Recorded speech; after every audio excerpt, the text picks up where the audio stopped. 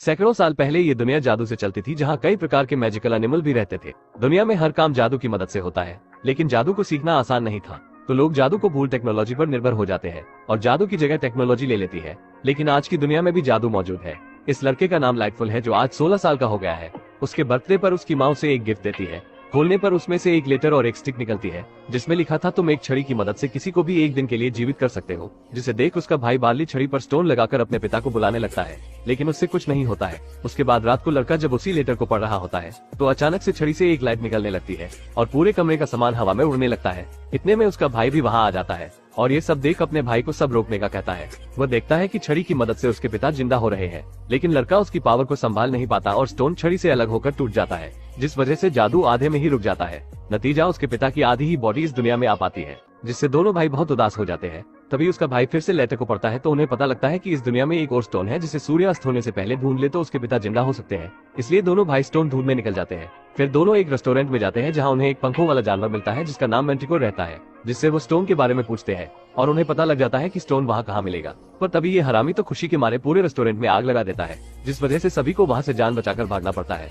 तभी उनके पिता के ऊपर एक जलती हुई लकड़ी गिरने वाली होती है, लेकिन लाइटफुल छड़ी की मदद से उन्हें बचा लेता है। उनकी माँ जब वहाँ पहुँचती है तो पंखों वाला जानवर उन्हें बताता है कि मैंने उन्हें स्टोन का रास्ता बता दिया है, लेकिन तभी उसे याद आता है कि मैंने उन्हें ड्रैगन के बारे में नहीं बताया, जिसे सुन उनकी माँ घबरा जाती है। लेकिन मैंटिको उसकी माँ से कहती, हम दोनों उन्हें बचाने जाएंगे, और पुलिस को चकमा देकर वहाँ से निकल जाते हैं। दूसरी तरफ लाइटफुल और उसके भाई को पता लगता है गाड़ी का पेट्रोल खत्म हो गया है, तो ये जादू से पेट्रोल के डिब्बे को बड़ा करने लगता है, लेकिन हरामी अपने भाई को ही छोटा कर देता है। उसके बाद दोनों एक पेट्रोल पंप पहुँचते हैं, जहाँ उसके भाई का झगड़ा हो गया है, तो दोनों वहाँ से भागने लगते हैं। लेकिन जादू की वजह से बार्ली एकदम से छोटा हो जाता है। वह अपने भाई से कहता है कि अब तुम्हें गाड़ी भगानी पड़ेगी, तो फिर ये लग जाता है भागने में और इतनी तेज भागता है कि सारे गुंडे पीछे छूट जाते हैं। आगे जाकर कुछ पुलिस वाले दिखाई देते हैं, तो खुद पुलिस बनकर उन्हें उल्लू बनाने लगते हैं। तो ये पुलिस वाली कहती है, तो ये फिर से गाड़ी में बैठ वहाँ से भागने लगते हैं। बार्ली अपने भाई से कहता है कि मुझे कैसे भी करके अपने पिता से मिलना है, लेकिन तभी उसके पिता की टांगे वहाँ आकर डांस करने लगते हैं और फिर तीनों एक साथ मिलकर डांस करते हैं।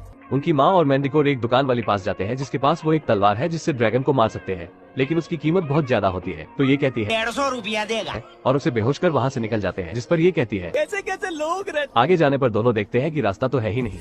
तो ये हरामी उसे जादू की मदद से आगे बढ़ने को कहता है, जहाँ दूसरी तरफ जाकर वो पुल को इस पार ला सकता है। पहली बार में तो जादू काम नहीं करता, तो ये नीचे गिरने लगता है, लेकिन उसका भाई उसे किसी तरह बचा लेता है। फिर वो जादू की मदद से आगे बढ़ने लगता है। आधे में जाने पर वो देखता है कि जिस रस्सी से वो बंधा था वो खुल गई है, जिसे देख वो नीचे गिरने वाला होता है। फिर जैसे ही दूसरे पार जाते हैं, तो पता नहीं कहां से ये पुलिस वाला वहां पहुंच जाता है और देखते ही देखते उनके पीछे बहुत सारे पुलिस वाले पड़ जाते हैं। तो दोनों गाड़ी धूम मचाले करते हुए गाड़ी भागने लगते हैं, लेकिन आगे जाने पर रास्ता बंद होता है, तो बार्ली गाड़ी को एक पहाड़ से टकराकर रास्ता बंद कर देते हैं, जिससे पुलिस वाले वहीं फंस जाते हैं।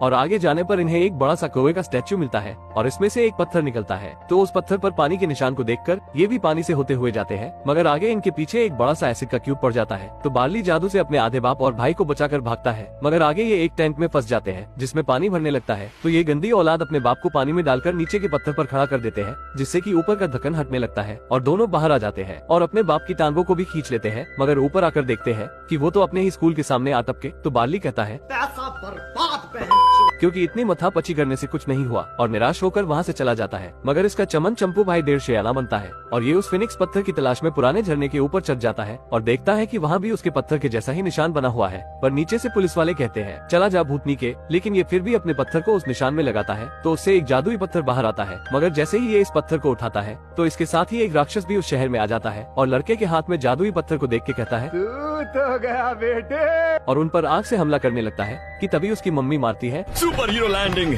और राक्षस की खटिया खड़ी कर देती है। मगर राक्षस तो एक चमाट में ही इनकी हवा टाइट कर देता है और बार्ली भी जादुई पत्थर से अपने बाप को जिंदा करने लगता है कि राक्षस भी तेजी से उनकी ओर आने लगता है। तो बार्ली अपने भाई को अपने पापा के पास छोड़कर खुद उस राक्षस से लड़ने लगता है। तो राक्षस भी कहता है चला जा भूतनी के, जिससे बार्ली नीचे गिर जाता है और उसकी जादुई छड़ी भी समुद्र में गिर जाती है। फिर ये राक्षस दोबारा उस जादुई पत्थर की ओर जाने लगता है। तो बार्ली देखता है कि उसके हाथ पर जादुई छड़ी का एक छोटा सा तिनका है, तो ये उस तिनके से अपनी छड़ी बना लेता है और इधर से उसकी माँ भी तलवार को फेंक देती है। तो ये जादू से अपनी माँ की तलवार को उस राक्षस के आर पार कर देता है, जिससे राक्षस खलास हो जाता है और बार्ली उसके मलबे में फंस जाता है। तो ये पत्थरों के बीच से अपने पापा और भाई को देखता है कि तभी सूरज डूबने के साथ ही इसके पापा भी गायब हो जाते हैं। फिर बार्ली को उसका भाई मलबे से बाहर निकालता है और अपने गले से लगाता है। अब उसके शहर में जादू का दोबारा से इस्तेमाल होने लगा है और अपना बार्ली भी अब स्कूल में बच्चों को जादू सिखाता है। अगर आपको वीडियो अच्छी लगी हो तो लाइक जरूर करें, ये आपके लिए तो फ्री है, पर इससे हमारी बहुत मदद होती है।